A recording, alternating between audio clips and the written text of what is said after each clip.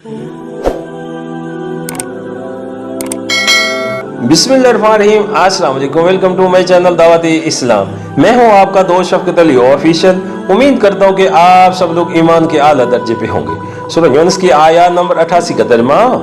मूसा ने दुआ की, ऐ हमारे रब, तूने फिरौन और उसके सरदारों को दुनिया की जिंदगी में जीनत और अमाल से नवाज रखा है। ऐ रब, क्या ये इसलिए है कि वो लोगों को तेरी राह से भटकाएं? ऐ रब, इनके माल गारत कर दे और इनके दिलों पर ऐसी मोहर कर दे कि ईमान न लाएं जब तक दर्दनाक आजाब न देख लें। सूरह यूनुस हाशिया नंबर 86। ऊपर की याद हजरत मूसा अलैहिस्सलाम की दावत के इब्तदाई दौर से तल्लुक रखती है और ये दुआए ज़माना क्या मिस्र के बिल्कुल आखिरी ज़माने की है।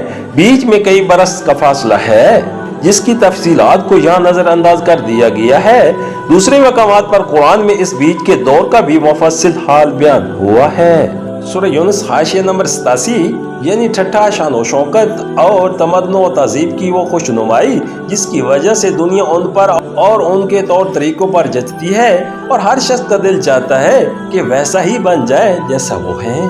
सूरह यूनुस हाशिया नंबर 88, यानी ज़राए और वसाइल जिनकी फरवानी की वजह से वो अपनी तदबीरों को अमल में लाने के लिए हर तरह की आसानियां रखते हैं और जिनके फुकदान की वजह से अहले हक अपनी तदबीरों को अमल में लाने से आजिज रह जाते हैं। सूरह यूनुस हाशिया नंबर 99, जैसा कि अभी हम बता चुके हैं कि ये दुआ हजरत मूसा अलैहिस्सलाम ने ज़माना क़याम मिस्र के बिल्कुल आखिरी ज़माने में की थी और उस वक्त की थी जब पैर दर पैर निशानात देख लेने और दीन की हुज्जत पूरी हो जाने के बाद भी फिरौन और उसके अयाने सल्तनत हक की दुश्मनी पर इंतहाई हट धर्मी के साथ जमे रहे।